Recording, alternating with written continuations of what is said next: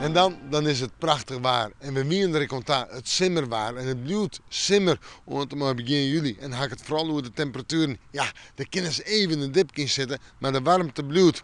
Joen hebben we zinnen. Eerst nog. En warmte. Vannacht hebben we het over 13 graden. En we hadden vannacht de kans op mist of dampwaar. Daar moeten we dan even rekening mee houden in het verkeer. Maar die mist is meneer Petit al vlug oplost.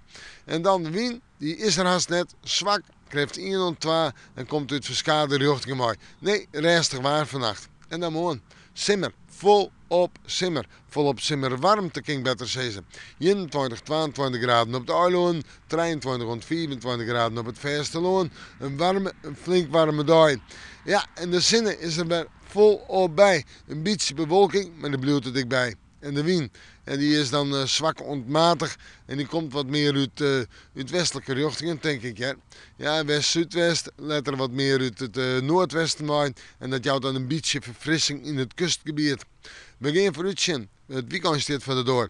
Vrijdag is nu 2 dagen met zinnen, met droog waar, maar wat meer bewolking. 20, 21 graden, nog altijd een simmertemperatuur. S'nachts is de warmte volop erom, maar zo'n 23 graden gemiddeld over de provincie. En de zinnen is er natuurlijk ook wel flink bij. En de wind gaat wat meer om naar het noorden en het noordoosten. Een gunstig teken, misschien wel oostletter op de dag.